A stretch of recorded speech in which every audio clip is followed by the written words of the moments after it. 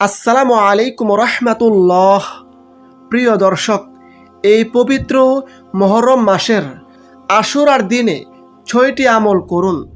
জীবনের গুনাহ খাতা মাফ হবে, আল্লাহ তাআলার সন্তুষ্টি লাভ হবে, আমল নামাই অসংখ্য পরিমাণে নেকি যুক্ত হবে, মিজানের পাল্লা ভারী হয়ে যাবে, ফলে মৃত্যুর পর হাসতে হাসতে জান্নাতে প্রবেশ করবেন ইনশাআল্লাহ। দর্শক, আজকের ভিডিওতে খুবই গুরুত্বপূর্ণ ফজিলতপূর্ণ কিছু আমল সম্পর্কে আলোচনা করব ইনশাআল্লাহ। সুতরাং গুরুত্বপূর্ণ ভিডিওটি না টেনে সম্পূর্ণ দেখুন। আমাদের চ্যানেলের নতুন দর্শক হলে চ্যানেলটি এখনই সাবস্ক্রাইব করে পাশের বেল আইকনটি অল নোটিফিকেশন করে রাখুন। দর্শক, আগামী বুধবার 17 জুলাই পবিত্র আশুরা পালিত হবে।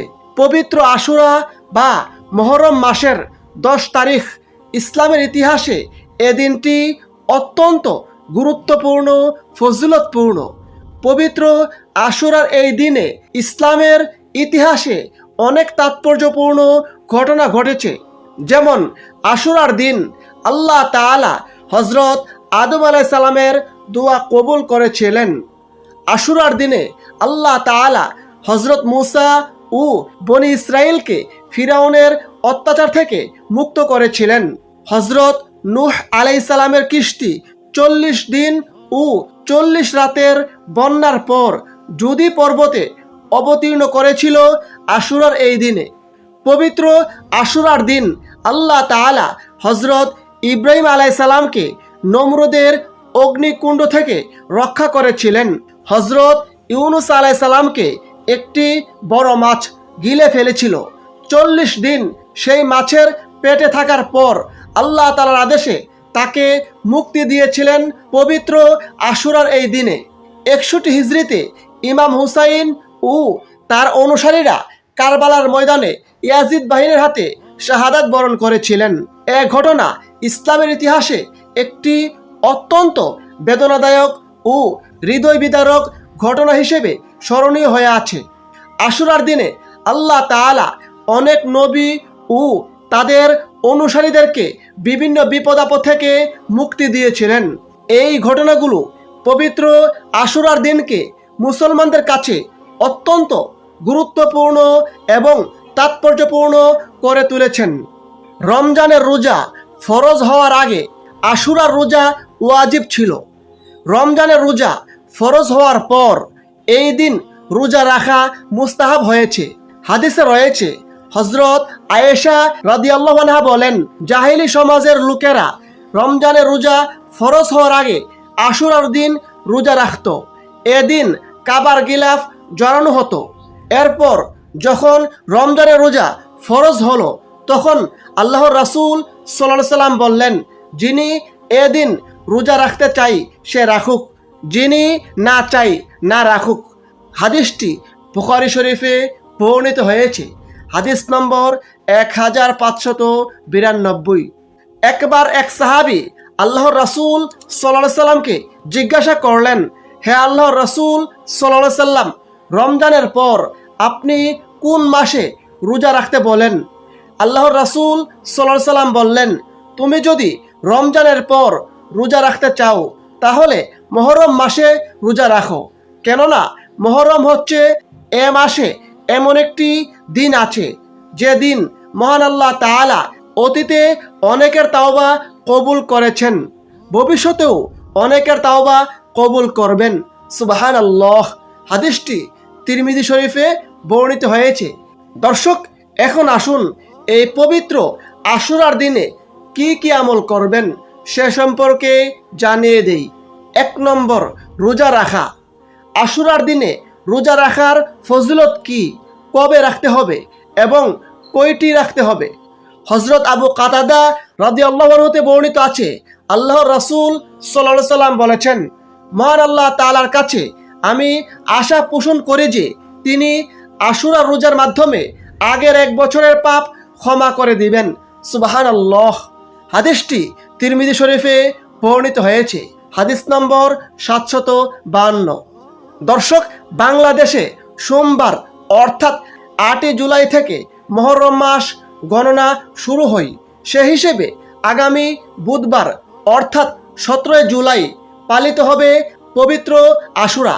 পবিত্র আশুরার 2টি রোজা রাখতে হবে। এ হিসেবে মুহররম মাসের 10 তারিখ 17 জুলাই একটি রোজা রাখতে হবে। আর এর আগে মুহররমের 9 তারিখ অর্থাৎ আজ মঙ্গলবার অথবা পরের দিন মুহররমের 11 তারিখ বৃহস্পতিবার আরও একটি রোজা রাখতে হবে। অর্থাৎ আশুরার রোজা 2টি। হয়তো আপনি আশুরার দিন অর্থাৎ 10 তারিখে একটি রাখবেন এবং অপরটি হয়তো আশুরার আগের দিন অথবা আশুরার পরের দিন রাখবেন। আল্লাহর রাসূল সাল্লাল্লাহু আলাইহি সাল্লাম বলেছেন, তোমরা আশুরার দিনে রোজা রাখো, তবে এক্ষেত্রে ইহুদিদের সঙ্গে মিল না হওয়ার জন্য মুহররমের 10 তারিখের আগের দিন অথবা পরের দিন আরও একটি রোজা রাখো। হাদিসটি মুসনাদ আহমদে বর্ণিত হয়েছে। 2 নম্বর আমল, বিভিন্ন নফল নামাজ আদায় করা। দর্শক, আশুরার জন্য নির্দিষ্ট কোনো নামাজ নেই। 5 ওয়াক্ত ফরজ নামাজের পাশাপাশি এই দিনে আপনি বিভিন্ন নফল নামাজ আদায় করতে পারেন। যেমন সলাতুল হাজত পড়তে পারেন, সলাতুল শুকর পড়তে পারেন, সলাতুল তাহিয়াতুল উযু পড়তে পারেন। এমন যত ধরনের নফল নামাজ আছে এই সকল নফল নামাজ এই দিনে বেশি বেশি পরিমাণে পড়তে পারেন। 3 নম্বর, তাওবা ইস্তেগফার করা। নিজের গুনাহের জন্য তাওবা করা এবং আল্লাহর কাছে ক্ষমা প্রার্থনা করা। আশুরার দিন তাওবা কবুলের গুরুত্বপূর্ণ সময়। তাওবা ইস্তেগফারের মাধ্যমে আল্লাহ তাআলা জীবনের গুনাহ খাতা মাফ করে দেন। আল্লাহ তাআলা বান্দার প্রতি সন্তুষ্ট হয়ে যান, বান্দার বিপদ মুসিবত দূর করে দেন, দুশ্চিন্তা পেরেশানি দূর করে দেন, গায়েবীভাবে রিজিক দান করেন, গায়েবীভাবে সাহায্য করেন। তাওবা ইস্তেগফারের অনেক দোয়া রয়েছে। সেই সকল দোয়া থেকে আপনি যে কোনো দোয়ার মাধ্যমে আল্লাহ তাআলার কাছে তাওবা ইস্তেগফার করতে পারেন। দর্শক, এই ভিডিওতে আমি আপনাদেরকে ইস্তেগফারের সহজ কয়েকটি দোয়া শিখিয়ে দিচ্ছি। যেমন আস্তাগফিরুল্লাহ আল্লাযী লা ইলাহা ইল্লা হুয়াল হাইয়ুল কাইয়্যুম ওয়া আতুবু ইলাইহি। অথবা পড়তে পারেন রব্বি ইন্নী যালামতু নাফসি ফাগফিরলি। অথবা পড়তে পারেন রব্বি গফির ওয়ারহাম ওয়া আনতা খায়রুর রাহিমিন। অথবা পড়তে পারেন রব্বি গফির লানা যুনুবানা ওয়া কিনা আযাবান নার। 4 নম্বর, দুরূদ শরীফের আমল করা। দর্শক, দুরূদ শরীফ খুবই গুরুত্বপূর্ণ ফজিলতপূর্ণ আমল। আল্লাহ সুবহানাহু ওয়া তাআলা দুরূদ পড়ার নির্দেশ দিয়েছেন। আল্লাহ তাআলা পবিত্র কোরআনে বলেন, আল্লাহ এবং তার ফেরেশতাগণ নবীর প্রতি দুরূদ পাঠপূর্বক সালাম প্রেরণ করিয়া থাকে। হে মুমিনগণ, তোমরাও তাহার ওপর দুরূদ পাঠ করো এবং সালাম প্রেরণ করো। সূরা আহজাব আয়াত 56।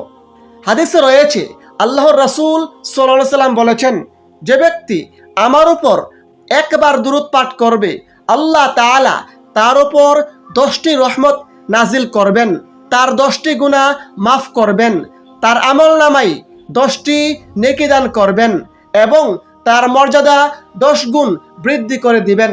সুবহানাল্লাহ। হাদিসটি নাসাই শরীফে বর্ণিত হয়েছে। অপর হাদিসে আল্লাহর রাসূল সাল্লাল্লাহু আলাইহি সাল্লাম বলেছেন, কিয়ামতের দিন সেই ব্যক্তি আমার সবচেয়ে নিকটবর্তী হবে যে ব্যক্তি আমার উপর সবচেয়ে বেশি দুরূদ পাঠ করেছে। সুবহানাল্লাহ। দর্শক, 5 নম্বর আমল, বিভিন্ন জিকির আজকার করা। জিকিরের মাধ্যমে গুনাহ খাতা মাফ হবে, আল্লাহ তাআলার সন্তুষ্টি লাভ হবে, মিজানের পাল্লা ভারী হবে, ফলে জান্নাতের খাজানা লাভ হবে ইনশাআল্লাহ। জিকিরকে বলা হয় সব ইবাদতের রূহ। আল্লাহ তাআলা বান্দাদের সর্বাবস্থায় অধিক হারে তার জিকির করার জন্য নির্দেশ দিয়েছেন।